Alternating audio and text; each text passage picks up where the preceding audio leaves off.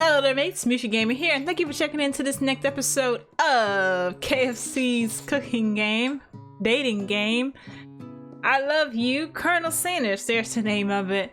So we are continuing onward, and I checked, I'm actually halfway through the game, so I think another 30 minutes probably would have got it, but hey, we were already on 37 on the last one. At least that's where I was before I edited. It might not be 37 minutes by the time you guys look at it. But let's keep going. Let's keep it going. Will we get Colonel Sanders? Have I been making the right choices? Probably not, but we'll see. And then there was that secret ingredient that Colonel Sanders went ahead and told you outright. Not much of a secret, huh? It's probably just because he already trusts you so much. Sure, that makes sense. We'll go with that. You'll meet up with your bestie in front of the school. Before you can tell her about the encounter with the spork monster, she launches into a story of her own. Okay, I know this might sound a little strange, but I think I might be, I think I might like Clank. Like him? Like? I know, it sounds like it's moving too fast, but there's something about him. I like him. Like him. We got to talking after class, and he's actually a totally sweet guy. Not only that, but he's really smart. He told me all kinds of stories about Colonel Sanders. Did you know that Colonel Sanders was the most popular kid in his high school? No, but it does make complete sense. Yeah, but he was so popular that he was voted prom king at a school he didn't even go to, and was also the convertible that he himself rode in at the front of the homecoming parade. What? He was the what? I'm thinking maybe something got lost in Persian Cookum language translation there. Either way, maybe it'd be best if you took it slow with this new boy, like I am with Colonel Sanders. You and Colonel Sanders, the coolest guy in school, the most famous student to ever attend University of Cooking School Academy for Learning? You're a thing now? We definitely connected yesterday. Sure you did. You're great, but wouldn't he be into you, I guess? Oh, you're great. Why wouldn't he be into you, I guess? Missed a word. Laughing at the implication that you and Colonel Sanders might be a thing is definitely not cool. You are great. You have an idea about how to prove that your love is real. Well, if he's not that into me, why'd he tell me one of his secret ingredients? Your bestie's eyes light up. A secret ingredient? Yeah, I just said that. A secret ingredient. Is there a dramatic echo in here? Miriam checks to make sure you're alone before continuing. So this summer, while I was on vacation with my family, a lovely man approached me in a botanical garden where I was wandering. This can't be good. He told me all about his passion for spices, secret spices. The man even gave me some to show me what he meant. He said it was a powder created from super duper rare dried flower petals, and that if I did him a big favor, I could have some of my own. Please, Miriam, don't tell me. So I filled my suitcase with them and brought them home. He was so nice. He even met me at the gate when I arrived. Later, when I cooked with him, a very strange feeling came over me, and the flavor was unlike anything I'd ever tasted. I think you're being very liberal with the meaning of spices here. Whatever. Anyhow, we both share an interest in cooking, so we stayed in touch, you know, like pen pals. I bet he would love to know more about new spices. But I'm definitely not supposed to share Colonel Sanders' secret recipe, and besides, I only know the one ingredient, so I doubt it'd be much use to anyone. Please, please, please, it would mean the world to me. No one has to know it came from you or from Colonel Sanders. What do you think? Should you protect Colonel Sanders' secret or share it with your bestie? You never tell a secret. Except, okay, your best friend is supposed to be the exception, that you tell all the secrets that you know to. But this one I feel is a no-go territory. I'm sorry, Miriam. I have to give you a fake ingredient. You quickly think of a fake ingredient game. I don't know. How about it was Eye of Newt? I know, sounds like some kind of witch's potion, but what can you do? Eye of Newt. Wow. Her eyes light up imagining such a thing, and you figure out that you've satisfied her curiosity and she'll move on. However, she immediately turns around and does some thumb typing on her phone that you can't quite see. That's probably not good. But you can ask her to confirm that she was definitely not testing secrets to other people. You're interrupted. A wind rushes in, cherry blossom petals fill the air. It's Colonel Sanders. He's arriving at school on a horse? Stand back and admire his majestic glory. Run to him. Oh gosh. You know what? Why don't we be super cheesy? Let's just run to him. Maybe. This might be the bad choice. You decided the best way to show Miriam how serious you and Colonel Sanders are would be to run to him. Surely, he'll sweep you up onto the back of his stallion and you'll ride away together. That'll show her good. Oh, Colonel! My Colonel! However, your sudden move surprised the horse and it rears up, kicking you directly in the face. The force of the blow completely knocks you out cold. In the darkness, you see a vision. Ooh, Mushi! I am here to deliver your message. Not this guy. It is important that you remember this exactly as I said. If you forget, the world could end. So you know it's serious. I have been trapped in a realm beyond, but a prophecy relies on my return. Only you can save me. All you need to do is repeat my name 3 times. And that name is... Before he continued, you suddenly awake.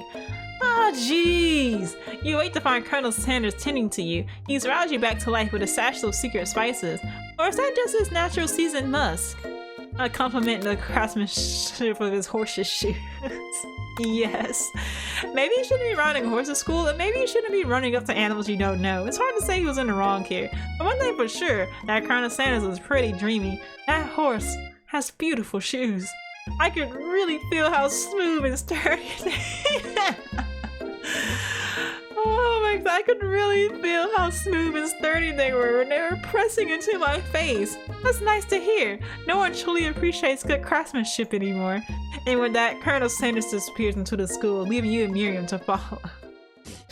When you enter the classroom, you can see your 2 rivals, Ashley and Van Van, are doing something bad. By the way they're hiding, you know it must be really bad. Like counterfeiting recipes bad, experimenting with restricted ingredients bad, summoning a demon bad? You try and get a peek over Van Van's hulking shoulder, but he sees you coming. Whoa there, little one, I'm not sure you're ready to handle this. Why don't you make like a bee and mind your own wax, honey? You know what? Yeah, I'm gonna tell them to stop acting immature, because that's how they're acting. You immediately dress the rivals down for their immature behavior. Culinary school is to be respected. This kind of nonsense is a waste of everyone's time. Now you've upset them. Oh, and you're the emperor of cooking, are you? You make the rules? I'm not sure you'd know a good meal if it ate you. Being the best chef in the world takes more than just culinary skills. It takes creativity. It takes panache. And it doesn't hurt to use a little evil. You finally get a look at what it was they were hiding. You instantly recognized it. It's a book, just like the one you found after your encounter with the spork monster. That's the same book that I found last night in the quad. Ashley immediately elbows Van Van, who hides the book behind his back. I don't know what you're talking about. That book is a family heirloom and its contents are secret. You notice that they haven't just been studying the book. They've got Pop pinned to the wall and they're tossing potato skins at him as he tries to catch them in his mouth. We're playing! Before you can dig any further, you're interrupted by the arrival of more students. It's almost time for class. Beep beep. Clank must be running late. He's in such a hurry that he rolls right over Van Van's meaty foot. Hey, watch it, you bucket of bolts. You watch how you talk to him. He didn't do anything. Bzz, wah. Who do you think you're talking to? I've never heard such language, not even from a stand mixer. Wah wah. No, your mother was a stand mixer. Bzz, bzz. Van Van jumps to attack Clank, but Clank shocks Van Van, sending him flying across the room. Protect me, Colonel Sanders. These crazed men are about to come to blows. I think it must be over me, but I'm not interested in either of them. Ashley's tone has completely changed in an instant. She bats her eyelashes at Colonel Sanders. Surely he must know that this is a ruse, right? Gentlemen, get a hold of yourselves. Save it for the arena, at least. Or don't. Honestly, what do I care? I've got lofty career aspirations to focus on. Maybe I can help you with your business plan. Just then, Sprinkles arrives to signal the true start of the class day. He's panting, which doesn't seem that abnormal. He's a professor, but he's also a dog. Students, please take your seats. I apologize for my late arrival. I spent the morning chasing a car all around town, and my tiny legs are very, very tired. But I'm here now, and I hope you're ready to learn. Rub his furry dog belly, he loves it. Sprinkle stops in his tracks and sniffs the air around you. Something has him in a trance. It's the scent left on you from Colonel Sanders. Sprinkle jumps on you and licks your face. Down, boy, down! Aufhupen! I don't know how to pronounce that. That command shouted by Colonel Sanders that snapped Sprinkles out of his trance. I wonder what's up with that. Sorry, I got a little carried away. After he catches his breath, Sprinkles regains control of the classroom. Without further ado, we review the global history of my favorite fowl, the chicken. You want to pay attention to the lesson. Truly, you do. Which is why, in 1776, at the signing of the Declaration of Independence, it was a chicken who first signed their name. But you can't help but daydream about Colonel Sanders, and you miss most of the important parts. When you come to, Sprinkles is holding a tray of food in front of you. Well, Mushy? Naturally, this appears to you to be a sample platter. Which item do you want to sample? A shimmering pepper, a glass of water, a dog biscuit? Well, the only one of these that's inherently KFC is the pepper. But the dog biscuit could be choice.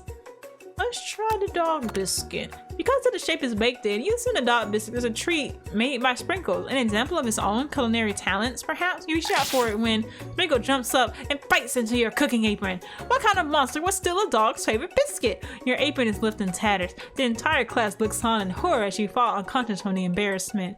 I never even got to taste it. Is this the end? You fade into darkness, but something is there. The Spork monster? Borko, what are you doing here? It's not your time, my friend. Your act of kindness has not been forgotten. You watch as your apron magically repairs itself. You don't have to live in embarrassment anymore. Thank you, my friend, wherever you are. Oh, cool, so that got me a save. Wait, would I have died the last time too? I don't know.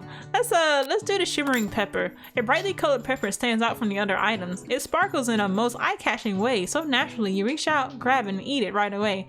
However, your body is not prepared for the heat. The pepper has triggered an intense spice hallucination. It feels like forever as you trip through the universe. My friend, ooh, this guy again? I'm here to give you an important message. Ooh, you must avenge my death and fulfill your destiny. All you must do is, I was saying, to fulfill your destiny, all you must do is, sorry, I think I've still got some spice stuck in my throat. It's fine. I'll work through to fulfill the prophecy. You feel yourself begin to regain consciousness. Oh man, you come to and everyone is staring at you.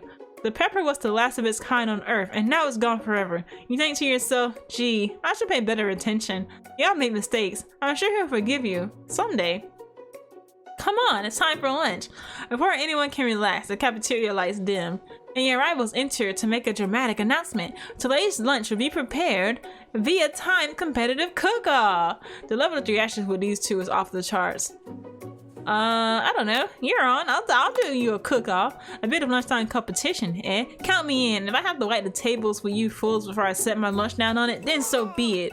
I'm not the fool. You're the fool, fool. Good one, Van. I like your gumption, Mushy.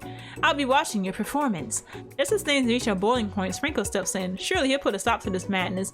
Now, students, please settle down. This is a lunchroom, not a sporting court. Finally, a little sense. You breathe a sigh of relief. At least, not until we turn on the timer. Just then, a huge light blasts you in the face, flashing the words, timer ready. That's what I'm talking about. I stand corrected. The hard way builds subtly a foundation of confidence that cannot be swept away. And that's an original quote by me, in case anyone was wondering. I hope it's a message that lifts you to victory. Like a diamond, I was formed under pressure, and now it's my chance to shine. I will defeat you myself. You had his chicken, and you made mashed potatoes and gravy on day 1, and you're feeling like you can really impress him again here. It's time to boil some water for the potatoes. Think fast, and if the time has run down, you'll be forced to pick randomly. What temperature does water boil at? Oh gosh, 100 degrees Celsius. That's right, but how would you have gotten into this school without knowing that? Winter gets to rub my furry belly. Let that enticing offer motivate you. You're gonna need to season this chicken before you cook it. You don't know Colonel Sanders' recipe exactly, but you have an idea. How many herbs and spices did he say he used? 11. That's right. You might not know all the ingredients yet, but at least you're headed in the right direction. Tail wagging intensifies. Now that you've got some basic steps going, it's time to elevate your craft. What state of mind offers the most flavor? Trust, gratitude, vigilance. I don't know, gratitude. That's right. You must never take this opportunity for granted if you hope to succeed. Your classmates are rooting for you, but Ashley is simpler, stronger, and faster than you. You better pick up the pace if you want to survive. When you were a child, your father told you to never forget where you came from. Every day, you meditate on his advice and draw energy from that place.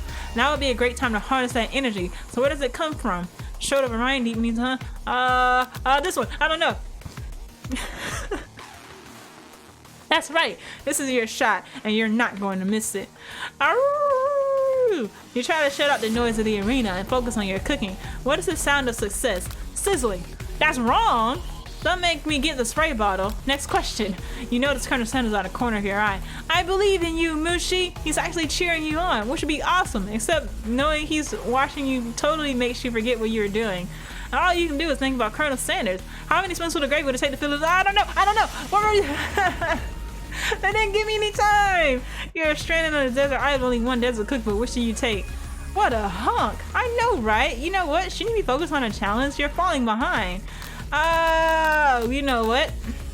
What does that have to do with crafting the sack of the fried chicken and delicate baked biscuits? You didn't give me a chance.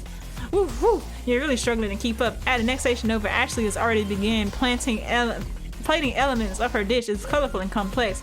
To make up time, you toss your biscuit dough in a stand mixer as you do the crowd gasp. Yikes. Zzz, bzz. I know you love nothing more than seeing a fellow appliance utilized in a kitchen battle, but sometimes that means sacrificing a personal touch. Word. You might not have any hands, but Mushi does, and a good chef needs to be touching the dough to know when it's properly mixed. There's an easy way and a hard way. You don't get far by going the easy way. When you hear everyone talking, you realize how serious your error was. You immediately shove your hand into the mixer to rescue your dough before it's over mixed. Mushi, no! But you're not fast enough and your hand gets stuck. It's immediately crushed by the quickly spinning beaters. There's no way you'll be able to use that hand for the rest of the match. Colonel Sanders shakes his head in shame. What you often find is that the easy way can turn out much more difficult. Everyone stop what you're doing right now. This battle is over. It can't be. I was so close to finishing my dish. Sweetheart, look at your hand. You simply can't go on. Aw, that's too bad. And here I am with a completed dish, ready to serve. Surely that makes me the winner by default. No, it wouldn't be fair to compare the two on account of Mushi's injury. You see Sprinkles begin to lick his doggy chops as he locks onto the disc. But I suppose you should at least tell us what you prepared. Well, because I'm the sweetest, I skip straight to dessert.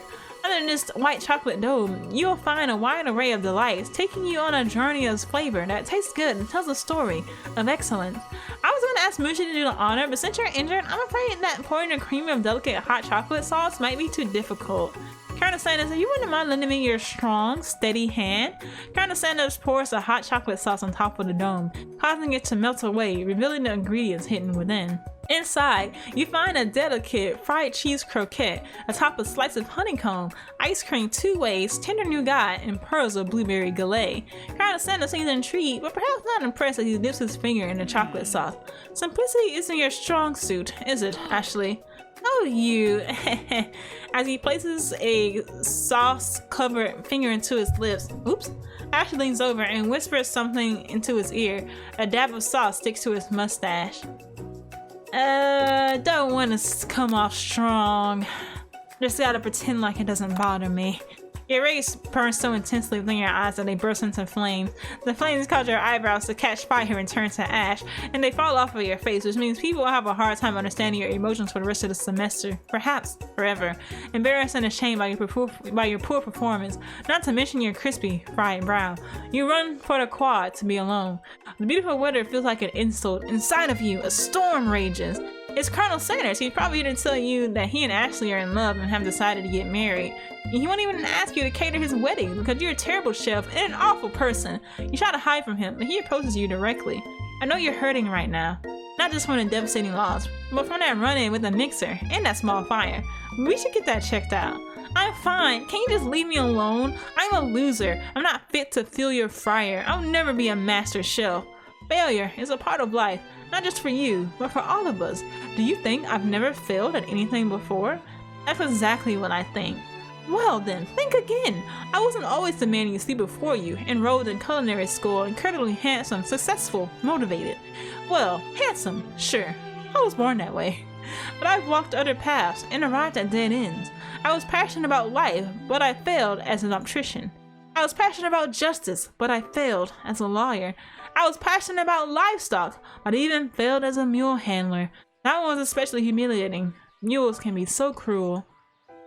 I lost my business partner to a gunfight, and I lost my innocence when I picked up a firearm and put a bullet in my rival. He survived, for a while anyhow. I didn't know. People see my delicate ribbon tie and my well-kept beard and assume that I've got it all together, which is true now, but it hasn't always been. Sounds like this guy could really use a hug. I resolved then that I was going to amount to something. No amount of hours, labor, or money would deter me from giving the best I had to give. Okay, slight break. This is incredibly inspiring, KFC. Very inspiring. As Colonel Sanders changes focus, you can see something ignite inside of him, a burning passion. One has to remember that every failure can be a stepping stone to something better. My new dream is pure, it's honest, it's something that a humble man in a crisp white suit can be proud of. I would create a new chain of chicken restaurants that would bring joy to the entire world and make up for my past misdeeds. Yay! Just as your moment grows intimate, you're interrupted by a threatening, shadowy presence. Without a scar from the night before, you prepare for the worst. It's the Spork monster. Borko? It is I! I know I said I wouldn't be back, and after the whole fight to the death thing, maybe you don't really want to see me anymore, but I just wanted to say that I was wrong to attack you, and I apologize. I know what it's like to always have to look over your shoulder. Monster problems, am I right? Oh, thanks, Borko. I'm glad there are no hard feelings. Getting jumped by a giant creature in the dark of night can really rile a person up. I also want to apologize for the way I switched right into attack mode. I know that you're strong, and cooking school can put a person under a lot of stress. I actually used to go to this school. I wasn't always Spork Monster, you see? I don't believe it. You're a human once? Well, no. I was a golden retriever, but I was still a student until one day some mean kids with a magic spellbook cast a dark enchantment on me, and I was forever transformed. A magic spellbook? Precisely. I had procured a copy for myself, but somewhere along the way I've lost it. If you find such a book, I beg of you, respect it. You're a powerful chef and shouldn't rely on such dark and evil magic. No, you should be protecting the innocent from those who would cheat them through sorcery and guile. Gil. I don't know how you say that word. Gil? That sounds right, I guess. If you need me, don't fear. I will be there. It sounds like there's some bad cooks in the kitchen of life. Mushi. Together I am sure we can defeat them. Come back to my hideaway and we can discuss. A personal invite. You can't imagine what Colonel Sanders' home must be like, but it sounds like you're about to find out. Stepping inside Sanders' home, surrounded by his things, you're starting to feel a special bond with him. It looks like you live such an exciting life, Colonel Sanders. Every day can be an adventure if you approach it with the right attitude.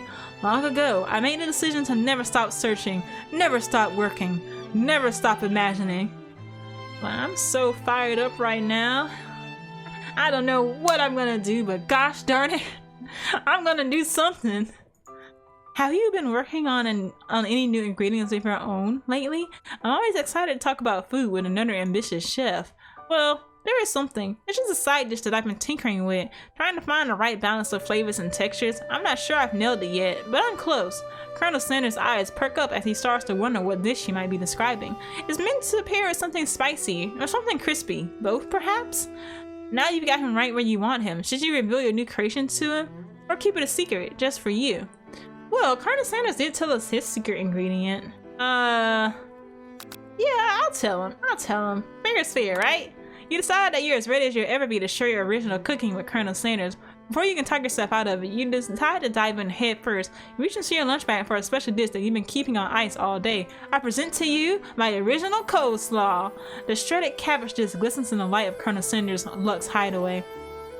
But just, like, for real though, KFC's coleslaw, hot dogs, together, culinary delight. I know it's not chicken, but it is so good. And you can get chicken hot dogs, I think. So hey, try it. Good. Delicious. Magnificent! Together you chow down on the creamy slaw until just a spoonful remains in the bowl. Do you mind if I hold on to the last bite? I like to have it around so that I can admire its taste later and think back on this moment. You could offer to make him more, but he seems like a very sentimental kind of guy. Sure, why not? Please, make yourself more comfortable. I'll be back in just a moment. You realize that now would be the perfect time to do some snooping. Around the room are various items that you can look closer at. Each item seems to radiate memories and emotion. Tap on an item to discover more about the Colonel. I want to take a look at this actually. This looks beautiful. You gaze out the window across the vast lake and mountain range beyond. Just then, the ghost, a student, pops up. Are you thinking about heading into the world on a quest to avenge my death? Wait, what? I've never even learned your name. Why would I avenge you? I could just tell you my name right now. Can you see him in the middle of something? You open the window a crack and the ghost of student is swept out with a breeze. Nice. Let's take a look at this picture here. This looks interesting. There's a door. It goes to an elevator. Picture first. An adorable little baby boy crawls across the floor. From the goatee and the mustache combo he sports, you figure that this must be Colonel Sanders himself. That, or maybe it's a drumstick that he seems to be waving like a rattle. Who frames a baby picture of just themselves? Probably the same type of person who would make their own face the logo of the company they founded, am I right? Tap on an item. Okay. Oh, God, there's so many things to tap. Do they let me tap them all? You notice a very realistic stuffed chicken sitting on a counter table. When you pick it up, you realize it isn't just realistic, it's real. Taxidermy must have been important to Colonel Sanders when he was alive. A little note clipped to the chicken's foot reads, "The true state bird of the great state of Kentucky." I really hope they let us cook on them all. Let's check this. This must be where he keeps the secret recipe. You think for a moment, what number is important to Colonel Sanders? Then it draws on you. As soon as you turn the dial to 111111, the safe's open. Inside you find a single note. Can chicken be prepared sashimi style? Tap on and no, we can't do that. What about this? Take a closer look at a large urn sitting on a nearby pedestal. There's a plaque on it. It's dusty, but when you wipe it off, you can read the inscription. It says, "Here lies the ashes of all my past careers and business failures." Poor guy. Aww. A scented candle. You pick it up and try to identify the smell. Power tool? Freshly starched collar? Piece of wood floating in a lake? Summer of '69? No, it's one of the secret recipe ingredients. It's blank blank blank. But for real, were those actual careers that Colonel Sanders himself tried and didn't work out? Now I'm kind of curious and want to look it up and find out. I guess they do that. Let's click on everything, so let's just click on everything. A lock of silver hair is woven through the teeth of the comb. Upon further inspection, you realize that the hair therein isn't just silvery in color, it's actually made of spun silver. No. He can't have silver for hair. Come on.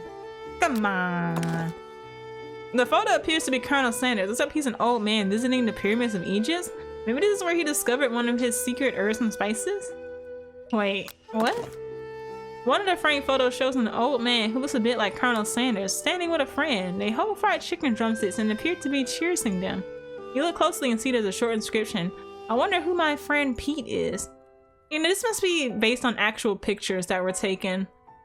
That's the only explanation. You open the door to Colonel Sanders' closet and find a row of his signature white suits hanging within. You take one off his hanger and try it on. The jacket is a bit big for you, but it's soft and comfortable. You give yourself a deep hug, breathing in his scent. They say that home is where the heart is. Is this what they meant? Before you look any further, you hear Colonel Sanders returning. He has a new dish that he has been working on, and he wants you to taste it. You try to act casual until he asks you why you're wearing his jacket. I don't usually loan those out, but I must say, it does look good on you. Oh crap, the jacket! You forgot to take it off! You decide nudge moment and make a big move. No, grand gestures of romance never work out until the very last moment when you snipe it in. I know, because I am a professional single. But yeah, we should just tell the truth. You confess. I think I've developed feelings for you. I might be developing feelings. I thought we were confessing, like we were snooping, not that we were developing feelings. No, this is what? No, that's not what I thought. That's not what I thought I was doing. I might be developing feelings for you too, but I'm concerned I can't let anything get in the way of my dreams. Overwhelmed, you take off the jacket and run for the door. But the thought of leaving Colonel in the midst of such an emotional breakthrough gives you pause. You stop yourself. Colonel? Yes, Mushi? I honestly think this may be the beginning of something wonderful. I think you're right. We should take things slow. You talk late into the night and drift off into a slumber. Dream sequence! Sequence? Why?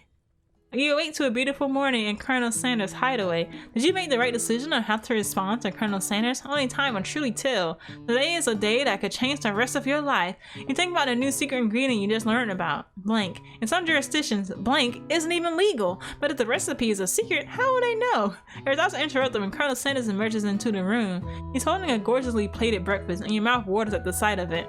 Here's a simple breakfast I just whipped up. It's meticulous. Oh my gosh. Nice. You taste Colonel Sanders' food and it takes you on a journey. When you return, he's waiting to ask you an important question.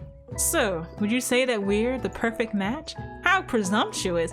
My cuisine and your taste buds, that is. Such confidence, such grace. Could he be the world's greatest gift of cookery?